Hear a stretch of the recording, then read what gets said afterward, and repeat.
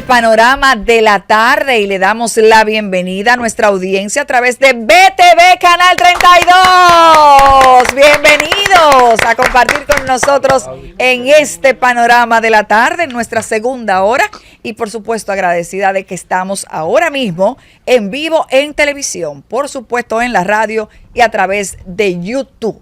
Bueno, vamos a recibir a nuestro invitado. Él es el titular de la Secretaría de Asuntos Económicos del Partido de la Liberación Dominicana. Comparte con nosotros Luis Reyes. Bienvenido, Luis. Gracias, buenas tardes. Un placer estar con ustedes y con el público que lo sigue, obviamente. Muchísimas gracias por aceptar la invitación para hablar de muchísimos temas de la actualidad. Y mi pregunta va con relación al Partido de la Liberación Dominicana, que ya ustedes están buscando, pues, tener quién será su candidato. ¿No está antes de la normativa? ¿No se supone que deberían esperar el tiempo correcto? No, pero lo que se ha establecido es que esa decisión se adoptará, se llegará a algún consenso el próximo año y siguiendo los procedimientos legales establecidos. Entonces ya para el año, cuando... ¿Para el 27? Para el 27, okay. Entonces se hará la elección. Lo que se ha hecho un acuerdo interno, incluso... ¿De tener el candidato entre ustedes? No. De que se vayan perfilando los candidatos, porque no puede esperar el 27 para tú comenzar a perfilar los candidatos. Y obviamente eso supone que tú no vas a poder hacer ningún tipo de actividad fuera de un lugar cerrado, pero la visita que tú tienes que hacer a las estructuras del partido, toda esa labor de acercamiento y de proyección a lo interno del partido, pues obviamente tienen que ir agotando a los candidatos. O sea, lo que significa que Juan Ariel va a tener el tiempo, que lo que parecería que le tienen como una tramita. Sí, pero espérate. ¿Cómo así? Juan Ariel no puede... Él no aspira a sacerdote. No, espera. Él no puede aspirar ahora mismo porque él es profesor de Harvard. En Harvard no le tienen permitido a él la aspiración. Él debe esperar. ¿Y quién es que está diciendo esa vaina que él va a ser Espérate, candidato? estoy preguntando porque son rumores que hay dentro del partido. ¿Cómo no? Y usted me lo puede aclarar. Mira, o sea, para que la gente que tiene tal vez esa misma confusión. Los bebesaurios, señores, tienen una campaña del diablo. Yo voy a fijar Alejandro Toledo era mi de Harvard. posición sobre el tema Juan Ariel. Sí. A propósito de eso, yo soy una persona que soy amigo de todos los candidatos que corren el partido. Y excelente. En mi condición de secretario de Asuntos Económicos, pues obviamente debo de estar a disposición de todos ellos. Bien. Y debería por lo menos de no hacer compromiso público con ninguno, y menos privado. Entonces, yo creo que Juan Ariel es un activo valioso, no solamente para el Partido de la Liberación Dominicana, sino para la partidocracia dominicana. Aquí hay pocos jóvenes que tengan la formación, que tengan la calidad humana de Juan Ariel. Okay. Y yo creo que sería de mucho beneficio que una persona como Juan Ariel pueda participar como aspirante a la candidatura presidencial por el Partido de la Liberación Dominicana. Obviamente, Juan Ariel es una persona que estará en desventaja por el hecho mismo que usted citaba. Sí. Juan Ariel está fuera del país y mientras Juan Ariel esté fuera del país, usted puede tener la seguridad que todos esos compañeros que aspiran, ¿sabe lo que estarán dedicados? A tratar de conquistar el favor de cada uno de los dirigentes de esas estructuras.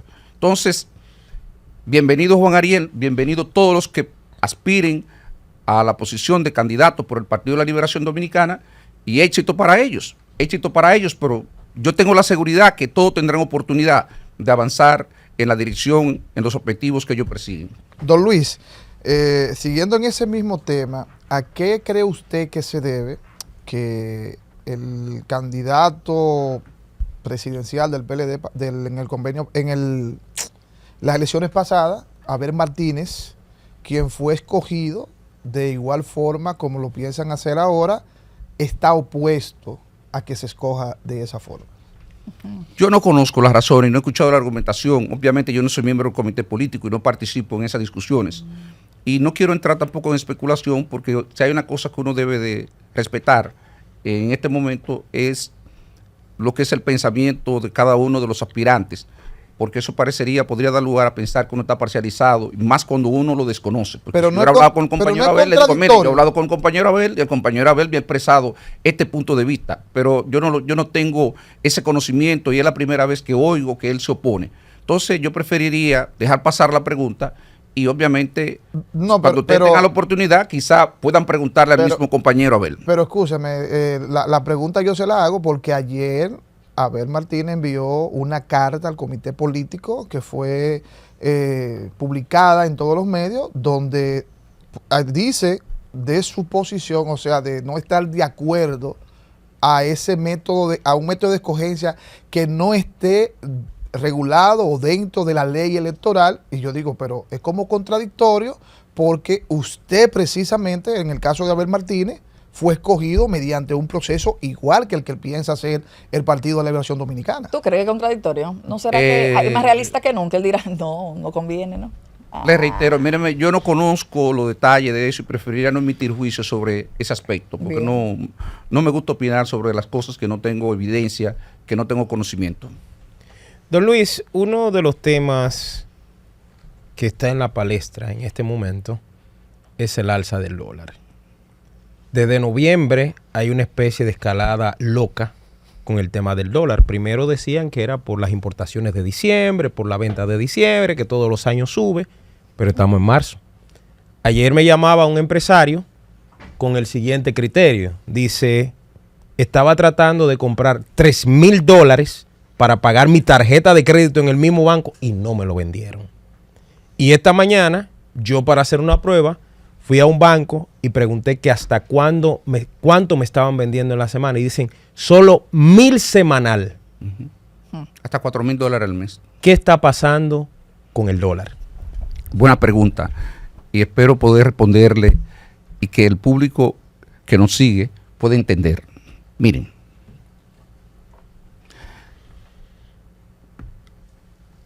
El mundo está viviendo una situación de mucha incertidumbre. La decisión que se anunció en el día de hoy por parte del gobierno de los Estados Unidos de establecer aranceles de 25% a Canadá, México y duplicar el arancel que ya había anunciado a China de 10%, no solamente afectó los mercados de nuevo, que ya estaban afectados de hace varios días atrás.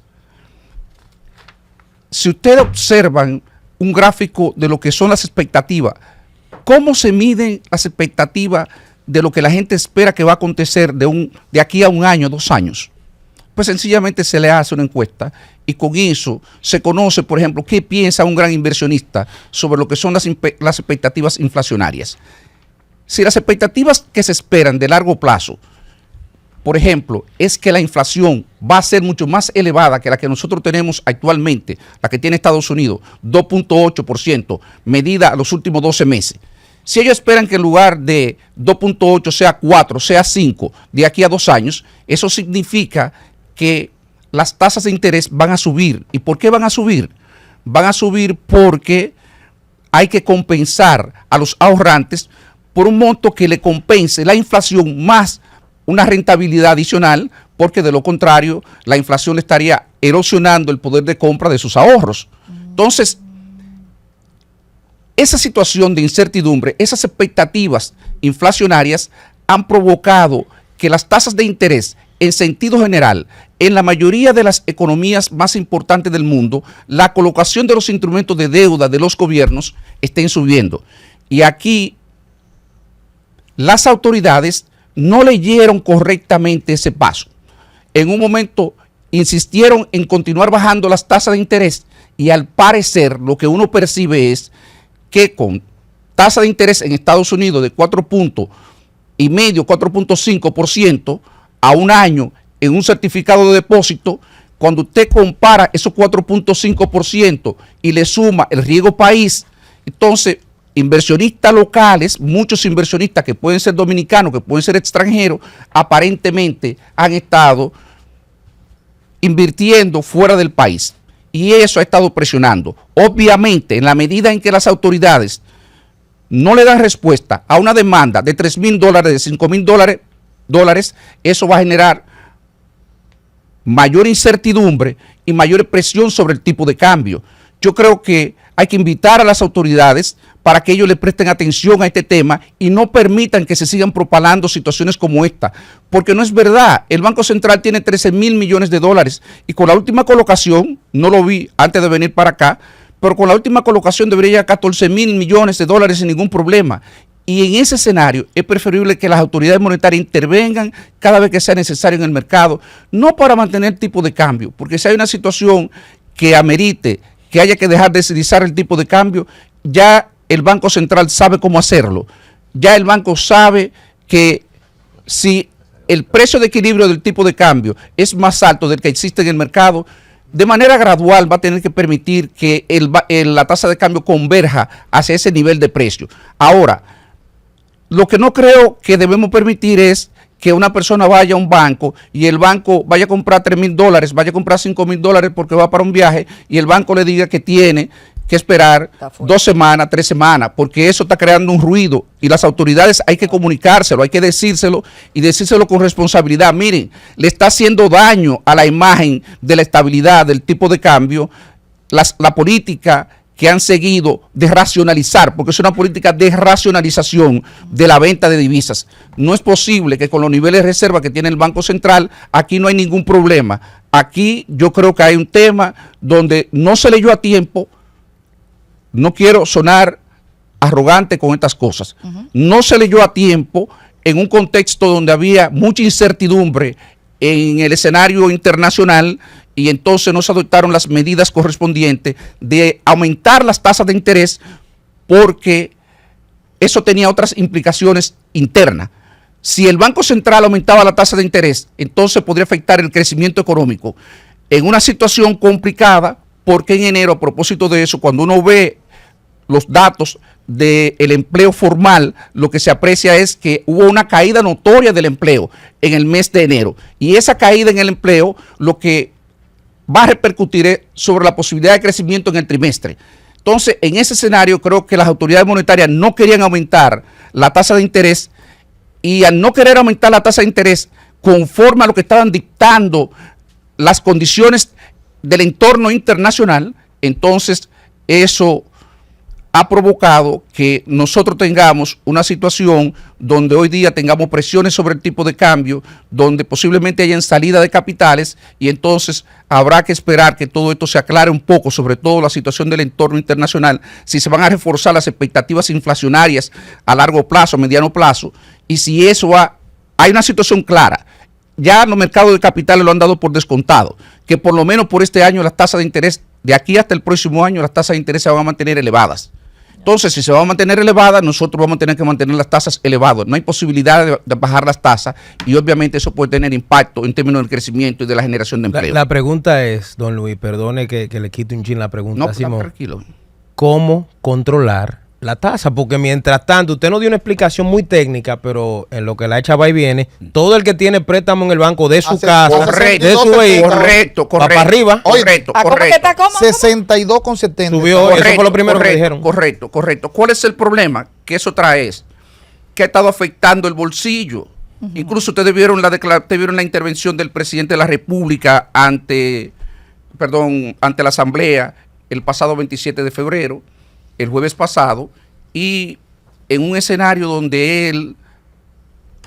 donde trataba posiblemente de insuflar optimismo, en un escenario muy complejo, porque vamos a ser claros, aquí posiblemente no hay nadie que tenga una visión certera sobre lo que pueda acontecer después de estas decisiones que se han adoptado. Estoy hablando de las que se anunciaron el día de hoy por parte del gobierno de Estados Unidos.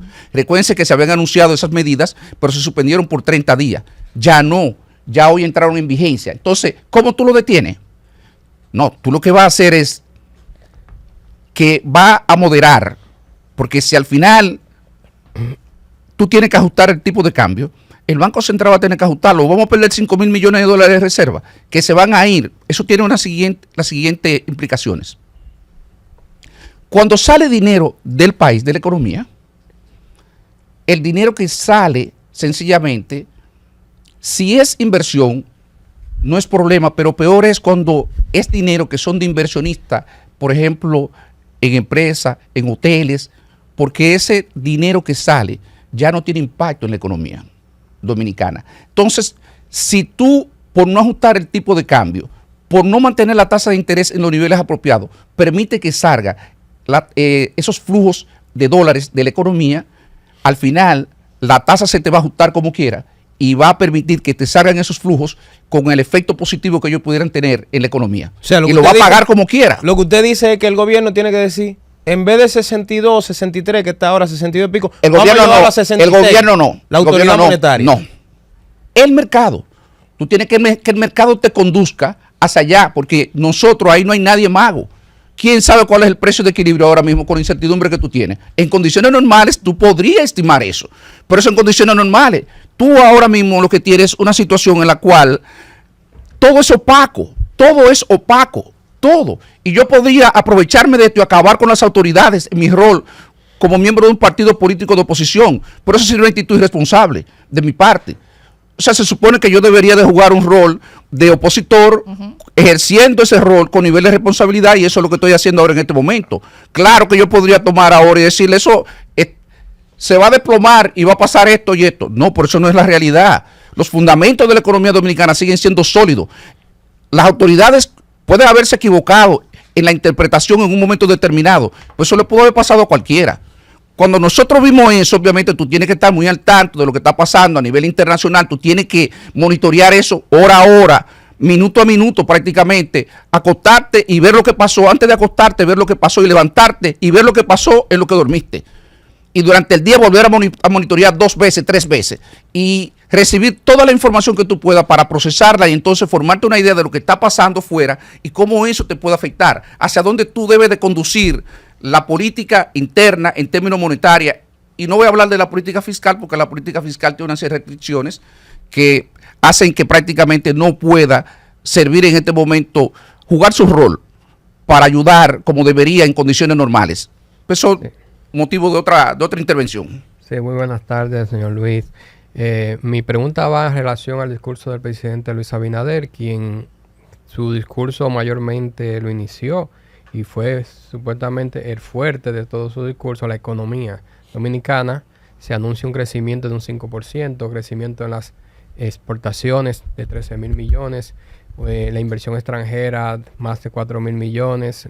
Hablaron bien sobre la deuda pública, la cual, según su entendido, se redujo en casi 3.5% en el año pasado.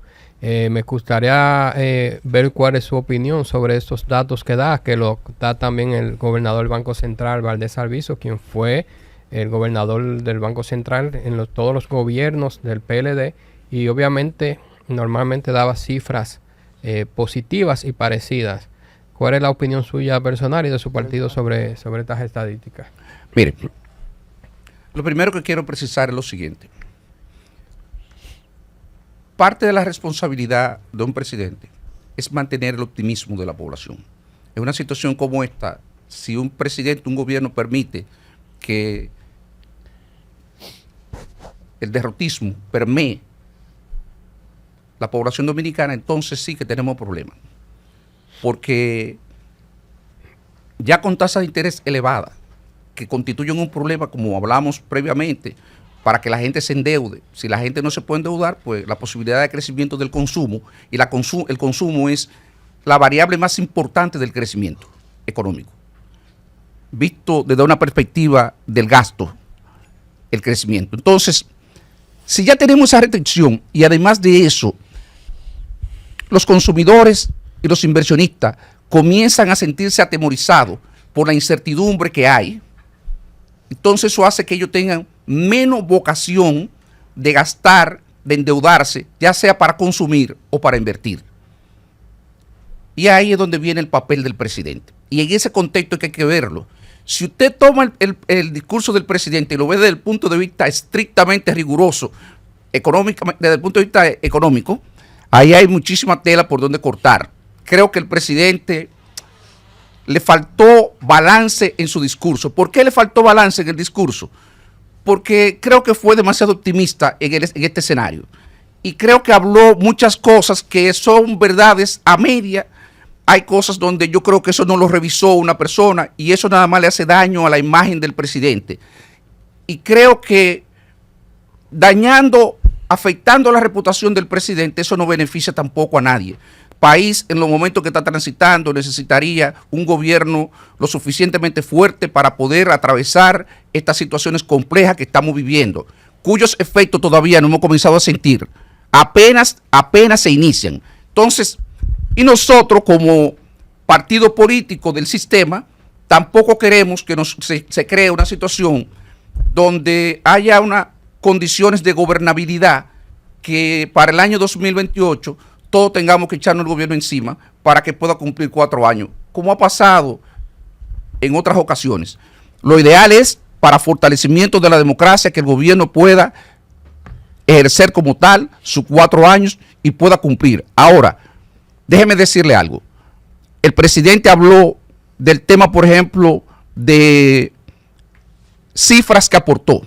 Esas cifras no fueron revisadas aparentemente por un profesional competente. La cifra que dio sobre el empleo es una cifra errada.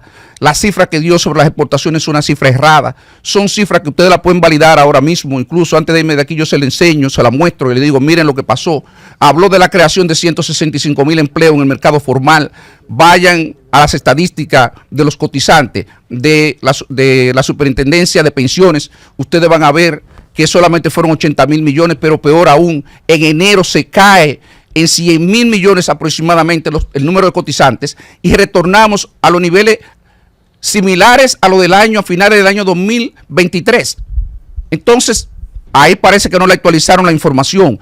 Vayan a la página de aduanas y ustedes van a encontrar ahí que el crecimiento de las exportaciones fueron 12,800, 12,900 millones, 1,000 millones aproximadamente menos que lo que planteó el presidente. Wow. Pero igual, así hay un montón de cifras que yo dije, pero por Dios, un presidente tampoco se expone a esto, porque eso le resta credibilidad. Le resta credibilidad no solamente a su discurso, le resta a él en términos personal. Y uno puede entender lo otro, el manejo dramático, si se quiere, el exceso de entusiasmo de un presidente por levantar el ánimo, por levantar el optimismo de la población, pero con eso hay que tener cuidado. Es un discurso que obviamente donde había pocas realizaciones, fíjense que apenas se mencionaron las obras, como una obra destacada se citaba la creación de un instituto tecnológico en Jaina, con una inversión de 200 y pico millones de pesos. Incluso cuando uno lo lee en la forma, el discurso, parece como si fueran cortes que fueron empactados, que fueron pegados y que no siguen un orden lógico en términos de la importancia de los temas, y se van saltando, se van haciendo cosas, y uno dice, bueno, uno quisiera realmente que en una situación como esta, esas cosas fueran más estructuradas. Entonces, ¿qué le digo? Entiendo lo que puede ser el esfuerzo que haga el presidente, pero de mi punto de vista, ahí pudo haberse hecho cosas mucho mejor, porque no había que apelar. Incluso esa misma cifra que él daba, ya eran cifras que eran satisfactorias en el contexto que estamos hablando. No había que decir que habían 165,000 empleos si eso no estaba avalado, porque eso es fácil de demostrar. Y así hay como 4, 5, 6 cifras fundamentales del crecimiento, del discurso, que uno puede refutarlas sin mayor problema, y uno dice, no, es que hay problema, porque aquí el presidente está comprometiendo su credibilidad con informaciones que son totalmente refutables y que me parecían totalmente innecesarias. O sea, que no se le dijo la verdad a la gente. Don Luis, yo lo escuché atentamente y mientras lo escuchaba en principio recordé un libro que leí hace mucho tiempo, se llama El origen de la riqueza de las naciones. Adam Smith. ¿Qué va a pasar? ¿Qué puede pasar? Usted está planteando de manera muy responsable un panorama que puede afectar seriamente a la economía del motoconcho, la economía del ama de casa, la economía de la peluquera, la economía del jet set, de quien fuere en la República Dominicana, porque muchos entienden de manera irresponsable que somos una especie de autarquía y obvian lo que usted está diciendo con esa presión internacional sobre el comercio y los aranceles, la dictadura económica del presidente Trump. ¿Qué puede hacer el gobierno para que este tipo de cambio no se nos vaya de la mano? Una recomendación que usted pudiera dar. El gobierno, lo primero es que el gobierno debería, ese sería como, yo lo voy a hablar de la receta clásica, como desde el punto de vista académico. En una situación de presión sobre el tipo de cambio, lo correcto es que el gobierno comience a ahorrar, o sea, a reducir el gasto, porque en la medida que usted reduce el gasto, hay una proporción que es importada de ese gasto, que obviamente ya no se va a ejercer. Entonces, esa sería, digamos, la primera aproximación. ¿Qué pasa? Que el gobierno no tiene espacio fiscal para hacer eso. No tiene espacio fiscal. Lo voy a resumir rápidamente por qué. El gobierno va a pagar este año aproximadamente 3.7% del Producto Interno Bruto. El nivel de gasto del gobierno en total son 17% aproximadamente, 17, 18, no me recuerdo. Pero imagínense que de esos 17, 18%, 4% hay que destinarlo a educación y casi 4% a los intereses. Y con el resto, con lo que queda, hay que cubrir todo el resto de los gastos. Hay que pagar el resto de la nómina pública, hay que pagar la inversión pública, hay que pagar todos los servicios públicos y entonces hay una situación donde nosotros decimos no hay espacio fiscal para usted hacer eso. Y al no haber espacio fiscal, entonces esa opción la descartamos. Entonces, ¿cuál es la otra alternativa? Y esta es la que dura. Y esa es la que ningún gobierno quiere enfrentar. Porque el tema es que si yo no puedo recortar el gasto público, entonces yo tengo que recortar el gasto privado para yo poder estabilizar el tipo de cambio. Pues es una combinación de ambas cosas. Por una parte, yo pierdo reservas del de las reservas internacionales del Banco Central. Habría que ver hasta dónde las autoridades monetarias están dispuestas a perder reservas internacionales para que el ajuste del tipo de cambio no sea, digamos, un nivel tan alto. Y por otro lado, yo dejo que se deslice el tipo de cambio, ajusto la tasa de interés y cuando hago esas cosas, ¿qué es lo que estoy haciendo? Que le estoy disminuyendo el ingreso disponible de las personas, le estoy disminuyendo la capacidad de compra de ellos y entonces a la medida que disminuyo la capacidad de compra del sector privado, estoy disminuyendo un componente importado que tiene ese consumo y que tiene esa inversión. Y entonces le estoy reduciendo presión al tipo de cambio. Repito, eso podría combinarlo con una pérdida de reservas para que el tipo de cambio, el ajuste sea más gradual. Pero ya eso tendríamos que ver posiblemente lo que ocurra en los próximos meses con una situación, digamos, más despejada en términos del conocimiento del entorno internacional, finalmente qué es lo que va a pasar, porque hasta ahora nada más sabemos la decisión de los Estados Unidos, pero no sabemos cómo va a reaccionar China, México, Canadá. México reaccionó ayer ayer en la mañana reaccionó, pero el tema es que la magnitud todavía de eso, no conocemos si esa es la totalidad del ajuste. Y eso es lo que desconocemos. En el caso de China, con el aumento del 10% adicional, tampoco sabemos, ya había adelantado algunas medidas. Entonces, hay un análisis que salió precisamente en la mañana de hoy en uno de los periódicos más reputados de Estados Unidos, The Wall Street Journal, y entonces The Wall Street Journal mandó a hacer precisamente un análisis sobre el impacto que tendrían estas decisiones en términos de la inflación en Estados Unidos.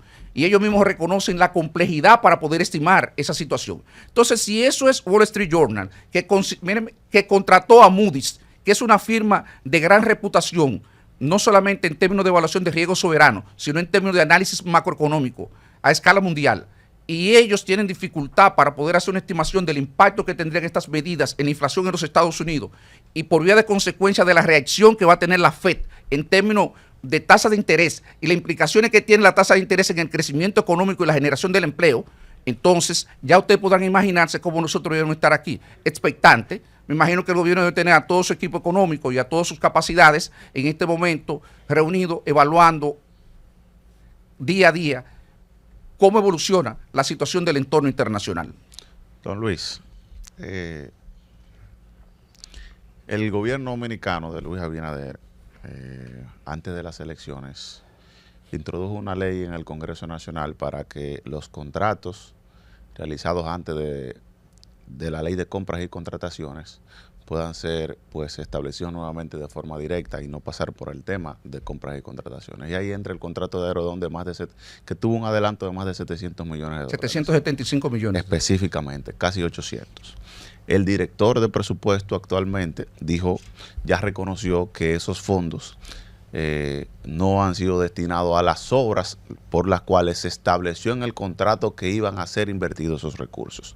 Ha dicho que por temas técnicos y burocráticos no han podido ser gastados o invertidos en esas obras por las cuales se le prometió al pueblo dominicano que iba a ser invertido los recursos de ese contrato, que se adelantaron a pesar de quedarle todavía unos 7 o 8 años de contrato.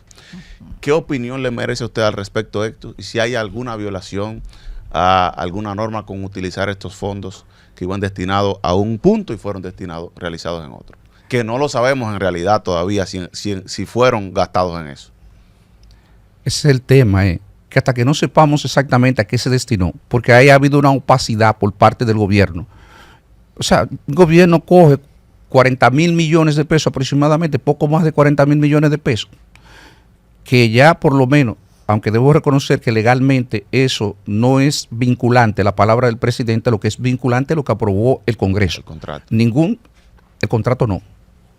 El Congreso cuando asigna los fondos, que es quien tiene la facultad para eso.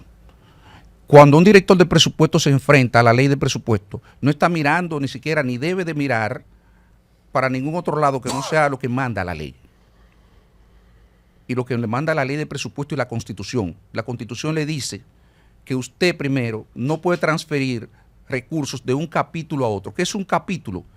Para el público que nos sigue, un capítulo desde el punto de vista presupuestario equivale, digamos, a un ministerio o a un poder del Estado. Eso se traduce en un capítulo presupuestario. Traspasar, por ejemplo, fondos del Poder Judicial al Congreso, usted no puede hacer eso. Es como, por ejemplo, lo que pasó con el Intran para el tema de la semáforo. Ese es un tema que no se ha tocado, pero ahí eventualmente habrá que investigar de dónde, quién instruyó la transferencia de los 1.200 millones de pesos, en virtud de qué, y si eso lo regularizaron en el Congreso, porque si no lo regularizaron en el Congreso, entonces habrá un problema porque hay una violación a la Constitución. ¿Por qué? Porque el Intran es una dependencia del Ministerio de Obras Públicas y los fondos de donde partieron esos fondos es de una dependencia de la Presidencia de la República, que es un capítulo distinto. Y eso solamente es una facultad del Congreso de la República. Entonces, sobre el tema de los 775 millones, al no conocerse el destino que se le ha dado, ¿dónde fueron? O sea, ¿quién recibió los recursos? ¿Cómo se distribuyeron? Se sabe que el presupuesto está distribuido en términos presupuestarios, creo que son 53 obras. Y ahí sabemos que está involucrado el Ministerio de Obras Públicas y hay una serie de instituciones también que supuestamente iban a recibir la asignación de esos fondos. ¿Qué pasó cuando se usaron esos fondos? ¿Lo aprobó el Congreso la reasignación de recursos? ¿O esos fondos se destinaron a un fideicomiso para que guardar los fondos y eventualmente lo ejecute el fideicomiso, como ha hecho otras veces el gobierno? O sea, ¿qué hay detrás de eso? Es el gobierno que le corresponde. Un gobierno habla de transparencia y ahí sí uno se puede dar gusto. El gobierno está contra la pared, contra eso. Hay un montón de personas que nos estamos preguntando, señores, pero explíquenle al país qué manejo fue que ustedes hicieron. No, qué manejo ustedes hicieron de esos recursos y cuáles fueron los procedimientos que utilizaron para ello. Porque eso es lo que se llama transparencia. ¿Dónde están los recursos? Porque los recursos no pueden haberse esfumado.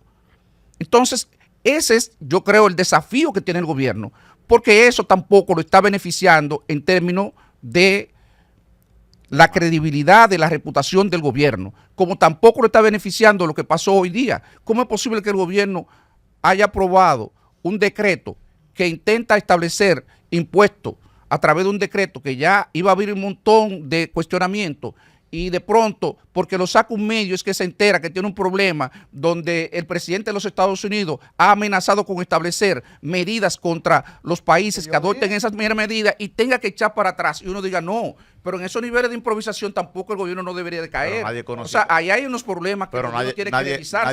Nadie conocía el decreto.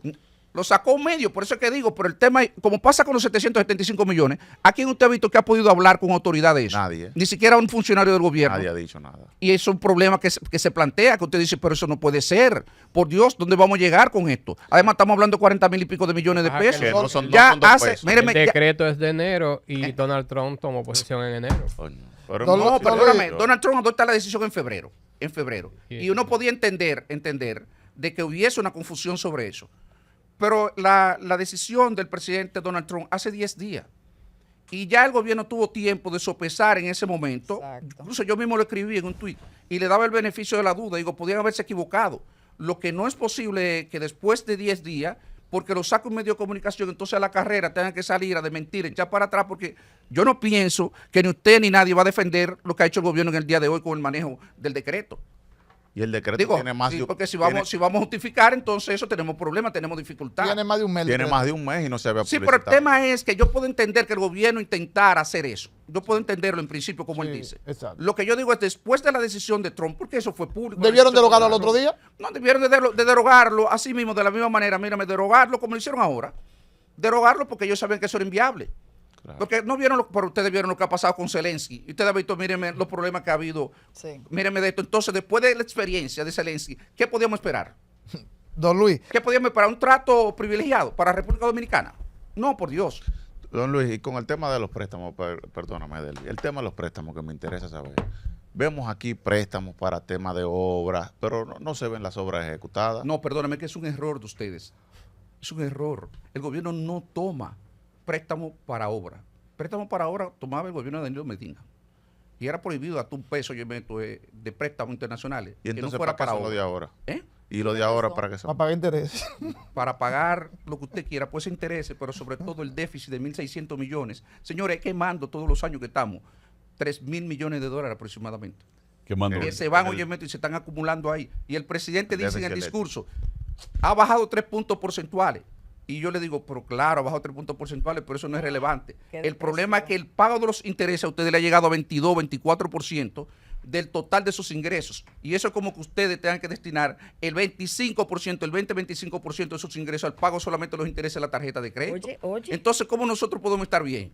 Por Dios, por eso es que hay un problema y uno luce que hay una disonancia entre lo que piensa la autoridad y lo que está viviendo y padeciendo el pueblo. Pueblo dominicano. Ese problema que estamos teniendo ahí, entonces uno dice, no, aquí hay un problema. Y claro, y la situación apunta a profundizarse porque no hay posibilidad de bajar la tasa de interés. El gobierno no puede aumentar el gasto porque tendría que endeudarse adicionalmente, aumentar el déficit, y eso podría generar un montón de cuestionamientos en el escenario actual que estamos hablando, y obviamente también el aumento que se hizo del salario mínimo tal vez no sea suficiente para sustentar eso, porque a propósito de eso, eso fue otra información que al presidente le pasaron.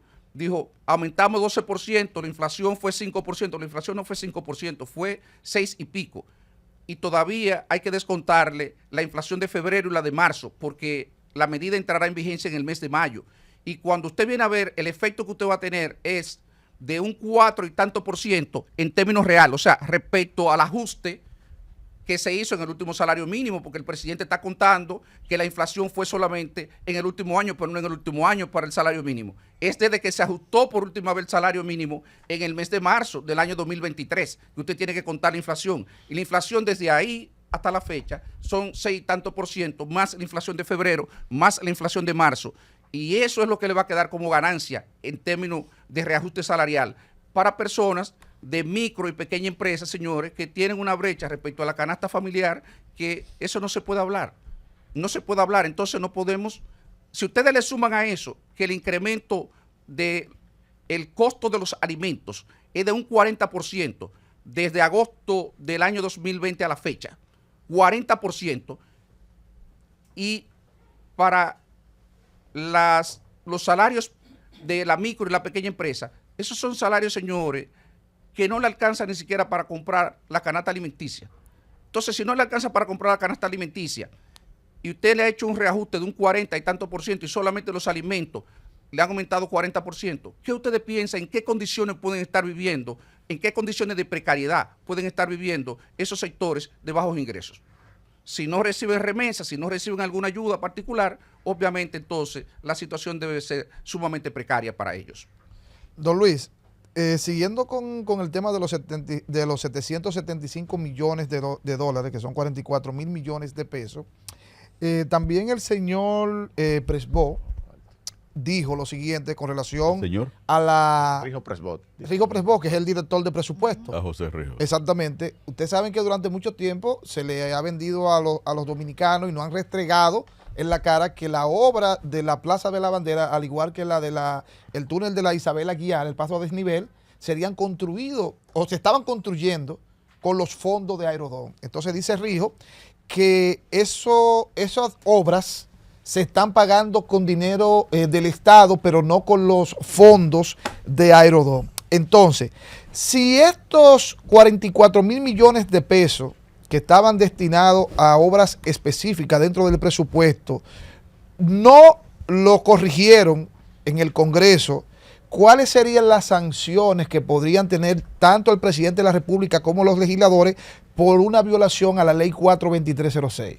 No, pero eso no sería una violación de los legisladores, en principio.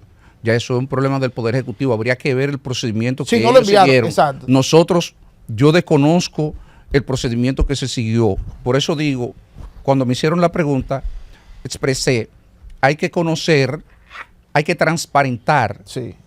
cómo se asignaron esos recursos y cuál fue el procedimiento que se siguió antes de uno emitir un juicio más definitivo sobre esta situación. No es bueno tampoco venir y afectar la credibilidad de las instituciones. Yo creo que en sentido general, yo fui director general de presupuesto y tengo que tener mucho cuidado con cualquier expresión que emita sobre la Dirección General de Presupuesto. Yo no me refiero al director porque yo no hago juicio en términos personales, yo hablo en términos institucionales. Y ahí hay una de las instituciones donde hay mayor capacidad técnica en el país, es en la Dirección General de Presupuesto. Yo no sé cómo ellos manejaron eso. Yo sí puedo criticarle y puedo reclamarle a las autoridades que deberían de ser más transparentes por la magnitud de la operación, de los recursos que hay involucrados, que deben de explicarle a la población qué hicieron con esos recursos y cuál fue el procedimiento que se siguió. Porque eso es lo que, por lo menos, lo mínimo que merece la población. Ya que los recursos no se pudieron gastar, que expliquen cómo se manejaron. Mira qué diferencia en tratar un tema Sí, con, sí. con objetividad y técnicamente, porque esto lo voy a decir yo, esto no tiene nada que ver usted. Es muy diferente como el señor Ríos Presbó manejaba los temas económicos cuando era oposición, se la pasaba en X todos los días diciendo que el gobierno, o sea, el gobierno pasado estaba violentando la ley de presupuesto por muchísimas razones que ahora él está haciendo igual que las correcciones o como lo hacían los gobiernos pasados a los que él decía que estaban violando la ley. Hay que resaltar la responsabilidad con la Sí, que claro. ha Claro venido que el señor Luis aquí hoy. Y don Luis, agradecerle La que haya aceptado profesionalidad. la invitación. Nos hubiese gustado durar las 2 horas completas hablando con usted de muchísimos tópicos más. Dígale que usted puede volver, don Luis. No, yo siempre estaré a la orden. Gracias. Para cuando ustedes me inviten de nuevo y dar las gracias primero por la invitación y obviamente agradecer también al público que nos sigue por haber tolerado estos minutos con ustedes, que honestamente me ha sorprendido con las preguntas, porque yo no me recuerdo la última vez que había apelado a hacer explicaciones tan técnicas en un programa. Créanme, obviamente, que explicar eso para el público, un público, digamos, normal, eso es un desafío para cualquier economista. Así es. Y ustedes lo lograron. Entonces, el mérito de ustedes, porque al final nosotros respondemos lo que nos preguntan. Panorama FM 96.9